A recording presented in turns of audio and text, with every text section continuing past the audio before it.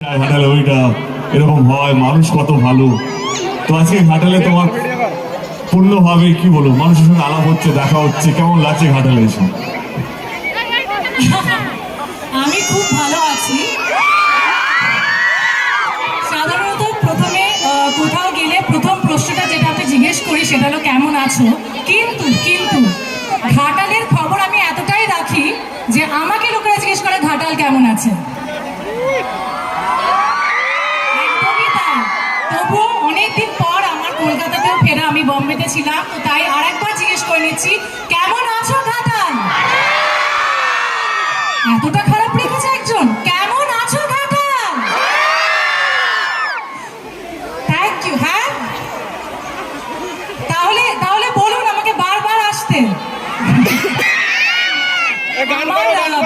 বহু বছর হয়ে গেল ঘাটালের এত গল্প শুনি, ঘাটাল থেকে এত, আমি প্রচন্ড খাদ্যরসিক, আমার ভীষণ মিষ্টি খেতে ভালো লাগে।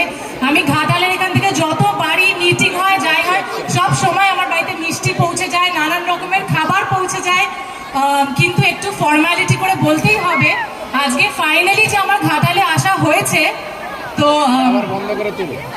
একদম পিঠে খাবো, পিঠে খাবো। হ্যাঁ, মকর সংক্রান্তির পিঠে কে কে দিচ্ছে আমার গাড়িতে আছে, হাত তোলে। কে কে আমার জন্য পিঠে পাঠাচ্ছ? আমি কিন্তু খাবো, আমি আমার সোশ্যাল মিডিয়াতেও পোস্ট করবো। ডান ডান, ঠিক আছে। কিন্তু তার আগে আমি বলে দিই, এটা তো বলতে হয়, কিছু করার নেই, অভিনেত্রী। না না, দাঁড়ো, শোনো না। বল বল, আমার কেমন অদ্ভুত লাগছে। ঘাটালে যতবারই এসছি, একা এসছি, কিন্তু ভাবি রুক্মিণী স্টেজে থাকলে যে আমাকে এতটা লজ্জা পাচ্ছি কেন সেটা বুঝতে পারছি না। বাট এনিওয়ে, এসো, তুমি আমার কনস্টিটিউয়েন্সিতে প্রথমবার এসছো। ও এইদিকেও আছে সবাই। হ্যালো, দেখতে পেয়েছেন? কেমন আছো সবাই? কারা কারা পিঠে প্যাক করছো আমার জন্য? হচ্ছে তো? Hello hello hello hello.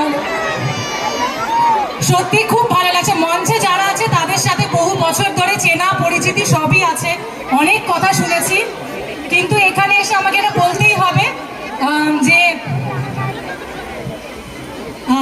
আজকে ঘাটালে এলাম সেটার জন্য মাননীয় সাংসদ দীপক অধিকারীকে অসংখ্য ধন্যবাদ।